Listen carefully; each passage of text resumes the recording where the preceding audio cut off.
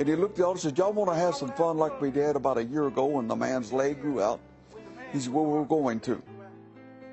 And he laid his hands on his shoulder. Brother Garcia looked down and said, Brother Tommy, I could look down into that hole in his shoulder and see the bone. He said he started praying for it, and he said all of a sudden the bone started growing out in about 4 inches.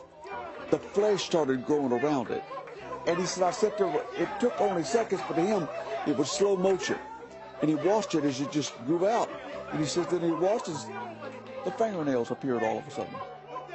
This man, his chin dropped down to about here. How he ate, I don't know. And even those people at Asus told me they didn't know. But they started praying for him, and then you could hear bones popping, and his chin started coming back up. And with just in a few minutes, he was normal. And Lucille said he was really kind of affected. She had come to Azusa Street. Sister Carney saw her come in with a bloody bandage over her ear. And she said you could see she was in tremendous pain. So she went up to her, says, to minister to her, and she told her what had happened. She said she pulled it back. She said, Tommy, it looked like a raw piece of meat. There was nothing there, just a raw piece of meat. Well, she started praying for it, and the woman said, oh, I feel tingling, and the pain's all gone. The pain is gone.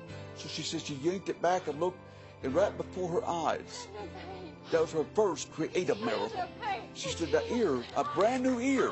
She said, he said he had a big handkerchief hanging down over his stomach, and it didn't smell too good. Well, he came up and he asked the man, he said, what is your problem? He said, well, told him, he said he picked up and looked under, and he says, his entrails just hung out. Hung down on his side.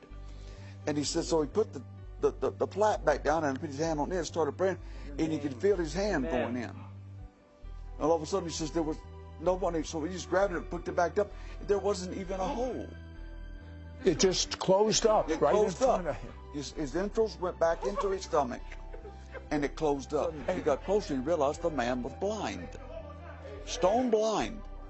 So he had more compassion. Went up and says, what did you come here for? He says, well, the people are telling me people come in here and they get healed.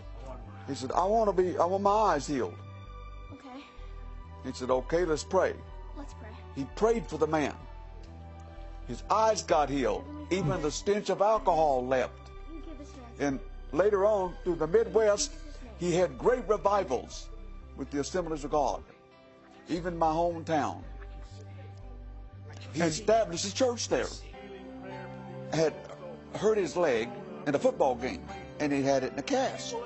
Well, when I was speaking, I had him come down and sit in a certain area, and I said, now you people up there, you pray. And I said, I mean you young people, as well as these older ones. You pray, and if God tells you to go, leads you to go pray for somebody, obey, go down and pray for them. Well, this little girl got up, and she looked about 10, but she was 13. She walked down there and laid hands on this man, and all of a sudden he started jerking, and he went yelling, get the cast off. They busted this cast off, and he started dancing around the church. It took me a while to get that little girl over to me. Everybody was going crazy. And I said, sweetheart, how old are you? She said, 13. I said, did you know you can do this anywhere, anytime? She looked puzzled. She said, anywhere, anytime? I said, yes. She went to her school, and she was what we call the towel girl. Right. You seen these little girls handing to.